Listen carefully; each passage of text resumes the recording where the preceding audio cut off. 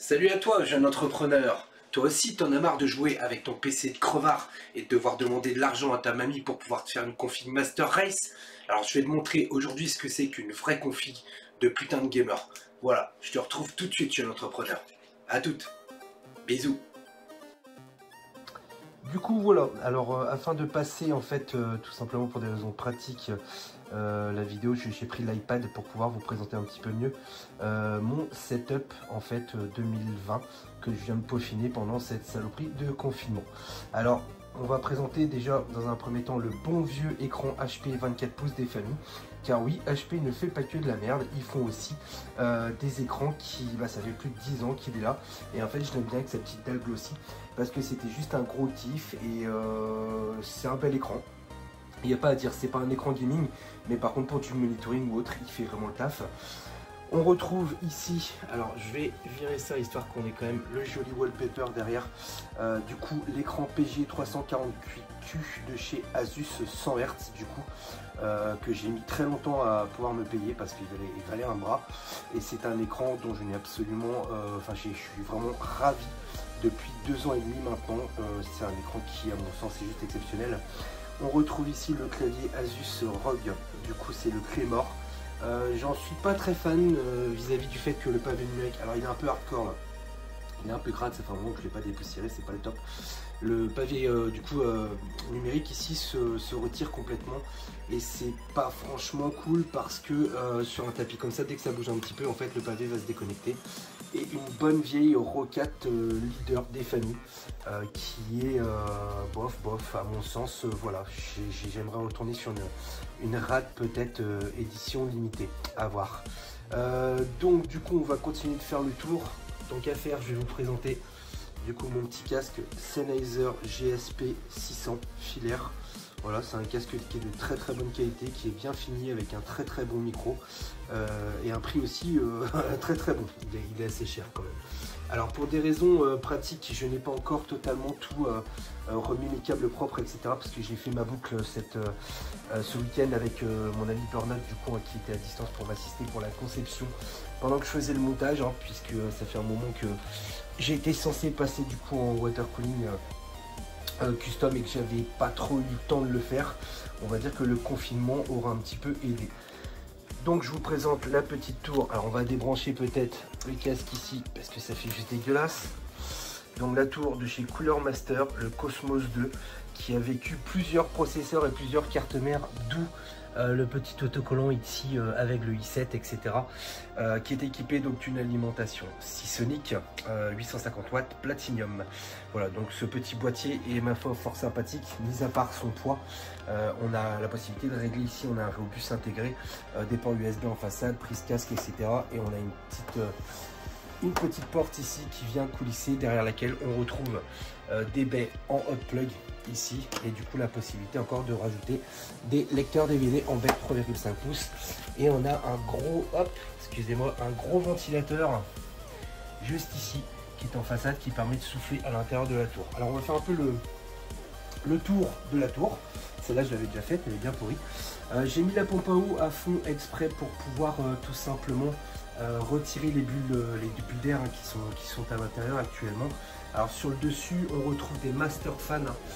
J'ai pas eu le choix, j'ai été obligé de les mettre comme ça, à savoir envoyer de l'air frais dans la tour, puisque avec le radiateur supérieur de la carte mère, enfin bref, ça passait pas au niveau des ventilateurs. J'aurais beau retourner ça dans tous les sens, ce serait jamais passé.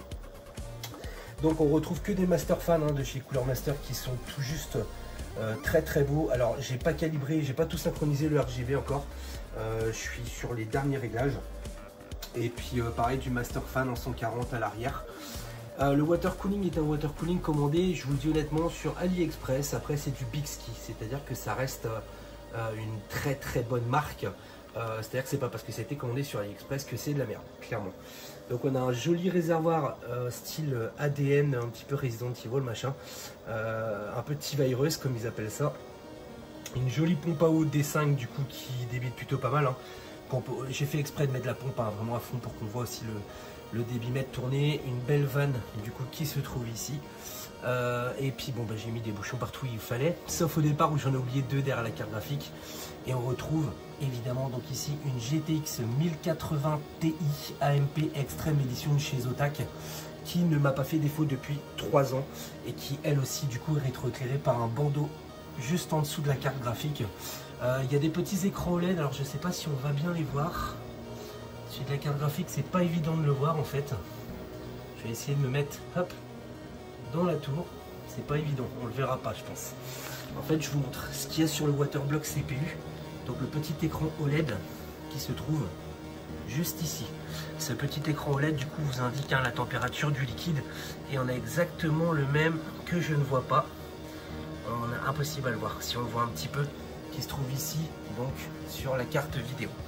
Voilà, la carte mère du coup est une MSI X570 Godlike sur laquelle j'ai du coup ici mis mon logo en bitmap que j'ai transformé en bitmap et que j'ai inversé les couleurs pour pouvoir le rendre compatible avec tout simplement avec le logiciel MSI pour pouvoir l'insérer.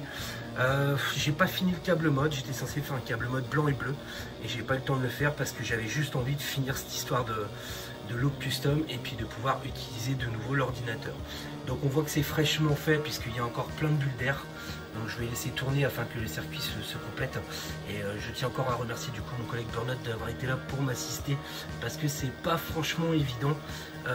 Surtout quand on est fatigué après une semaine, etc. Donc il était là et puis il m'a aidé à concevoir la boucle. Pour ainsi dire, la boucle c'est même son œuvre. C'est-à-dire que moi j'étais là pour appliquer, mais les idées viennent de lui. Alors on a fait quelques modifications, on a galéré un petit peu. J'ai cru qu'il allait me manquer des embouts, mais non, franchement ça l'a fait. Donc derrière il y a 32 Go de RAM HyperX qui seront remplacés bientôt par de la G-Skill Trident Z Royal Silver. Elles sont 3600 MHz en case 18. On a un Ryzen 7 3800X à 4400 MHz sur tous les cœurs. Et on a une carte son du coup Sound Blaster X AE5 pour sublimer l'audio. Voilà. Donc pour vous, voilà, histoire que vous voyez un petit peu quelle est ma machine aujourd'hui, sachant que j'ai fait quelques modifications par rapport à ce que vous aviez vu sûrement sur ma chaîne il y a quelques temps, il y a 2 ans peut-être. Là c'était vraiment le clou final, c'est-à-dire que je voulais vraiment mettre un point final à cette tour qui me paraissait avec un gros potentiel tout simplement pour la création d'un water cooling custom à l'intérieur. Alors on retrouve évidemment du SSD, donc Samsung 270 Evo qui est derrière les shields qui sont derrière la carte graphique qui ne sont pas accessibles, et j'ai des HDD dans la baie qui se trouve en bas juste ici. Là il y a derrière en fait on ouvre et j'ai des HDD dans la baie et on voit bien ici la Seasonic Prime qui est planquée et qui est non RGB puisqu'il y a un moment trop de RGB. Déjà là c'est assez bourrin. Moi j'aime bien les petits effets miroirs qu'il y a tout au fond sur le Godlike là, je sais pas si vous voyez. Mais voilà, bon, la tour, clairement, je pense que mis à part le câble mode qui reste à faire avec un joli câble mode, ça va être, je pense, la fin.